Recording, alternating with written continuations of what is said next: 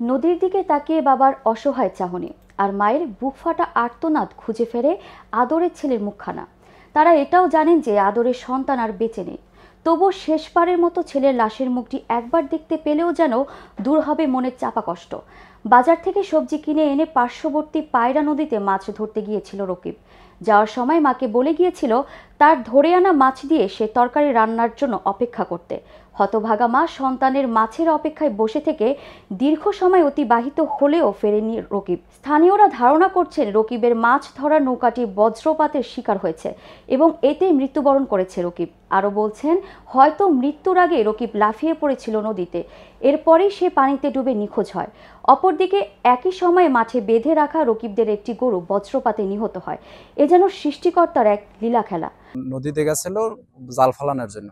মানুষ ধারণা করতেছে যে ও সম্ভবত বজ্রপাতের কারণে অজ্ঞান হইয়া বা সেন্সলেস হয়ে নদীতে পড়ে গেছে, যার কারণে এখন পর্যন্ত কালকে থেকে আজ পর্যন্ত কোস্টগার্ড, তারপর নৌ পুলিশ আসছে, তো কোস্টগার্ড আসছে, ফায়ার সার্ভিসের মানুষ যারা আসছে তল্লাশি চালাইতেছে নদীর থেকে যে ওর লাশটা বা কোনোভাবে কোনো কুলু পাওয়া যায় কি। নদীতে যখন জাল পাততে যায় তারপর আমরা কিছুক্ষণ পর শুনতে পাই যে রকিব বজ্রপাতে আঘাত হয়ে নদীতে পড়ে যায়। তারপর কিছুক্ষণের পরই আবার যখন আমরা আমাদের ওই যে কোলা, যেটা গ্রাম্য ভাষায় বলে, জমিতে যখন গরুতে ঘাস খায়, তখন গরু খুঁজতে আনতে যাইয়ে দেখে যে গরুও বজ্রপাতে একই সাথে মারা যায়।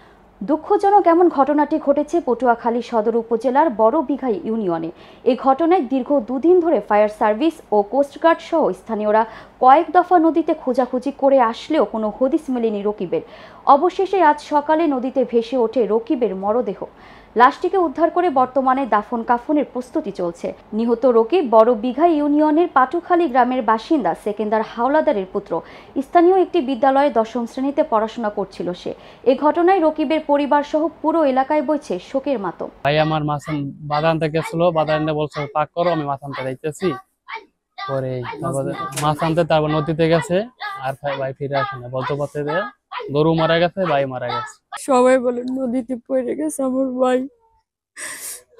আমার 5টা ভাই, আমার একটা ভাই নাই আজকে দুনিয়ায়। তেমন পাওয়াও যায়। ফ্যামিলি বলতে গেলে কিছুই না, তেমন কিছুই নাই। ওই রকিব একটু নদীতে জাল পাততো, যদি এই রোজগার করিয়ে আনিয়া তারা দিত।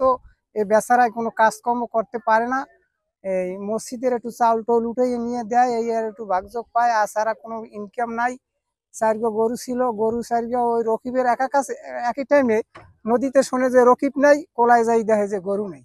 বুঝছেন, কোনো রোজগার করার মতন লোকই এখন নাই বলতেই চলে। ভাই আমার মাছ